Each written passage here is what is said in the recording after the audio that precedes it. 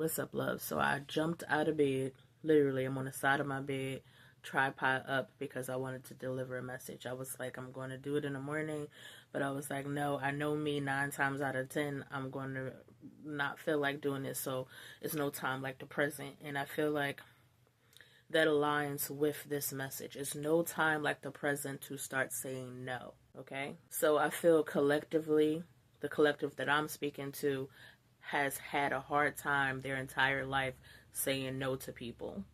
Maybe it started with parents, maybe it started with friend groups when we tried to fit in, maybe it started with coworkers. I feel like spaces where authority figures may have played a major part in us shrinking ourselves or trying to be a part of something and not feel like an outcast made us not stand on business when it came to our no. And I feel like when it came to people pleasing, a lot of times we've agreed to things and still continue to agree with things that we know doesn't really sit with us well. And maybe on the surface, it sounded good or looked like it was in alignment.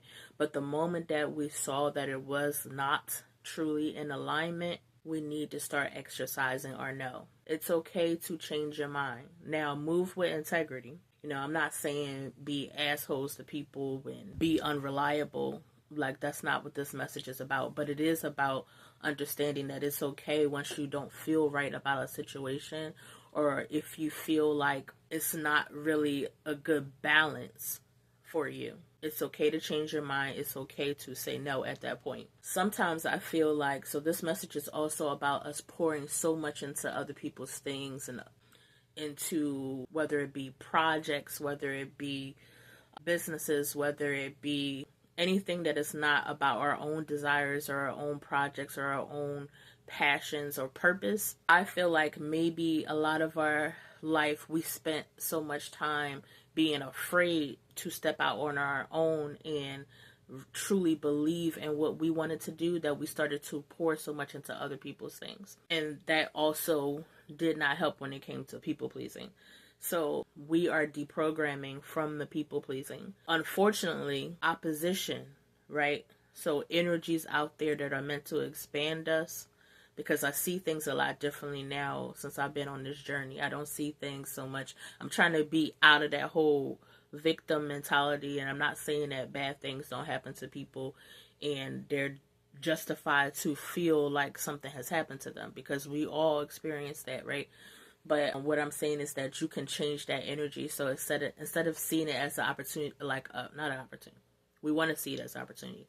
Instead of seeing it as, dang, somebody just effed me over once again, or somebody trying to use me, or somebody, whatever. We could see it as an opportunity for expansion and to work on certain things that we still need to work on, like people pleasing, like not having boundaries, not setting boundaries, okay? And give yourself grace. Like I said, you may have agreed to some things prior and then realize, okay, this is not really in alignment, or it's not really a balance for me. It's okay to exercise your boundary.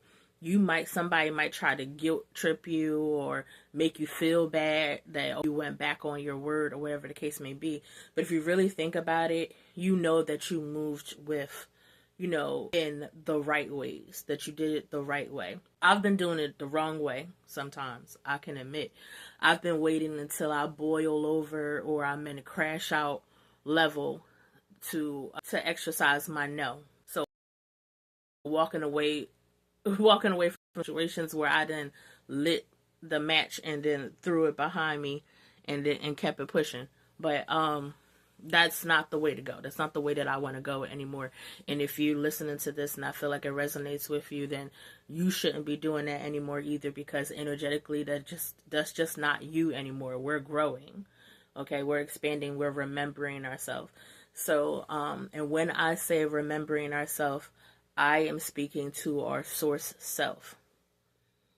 Whether that's something that you agree about or not, I don't know what whoever's watching this, what their background is, but we are a part of source. I'm going to say that in every video because that's what I believe. So I'm going to make sure that I express that that's where I'm coming from when I say we're remembering ourselves. So we're remembering that the little fears, fears of speaking up and stuff like that. We don't have to have those because we are so much more, than those fears.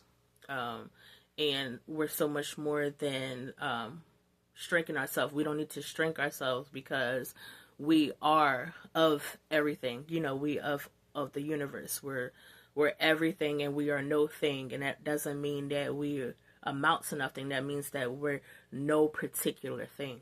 Okay, so if you can have that mindset, if you can believe in that mindset, then it'll make it that much easier for you to say no, to be able to pour more in yourself.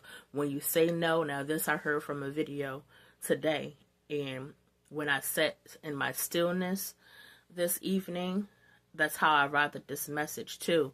But when we say no, we unlock our sacred yeses.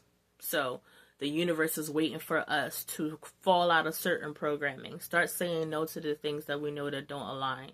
Okay, and even if we know we might be met with opposition or met with some feelings that won't feel so great, understanding it was the right thing to do. The universe sees that we're doing those things, and guess what?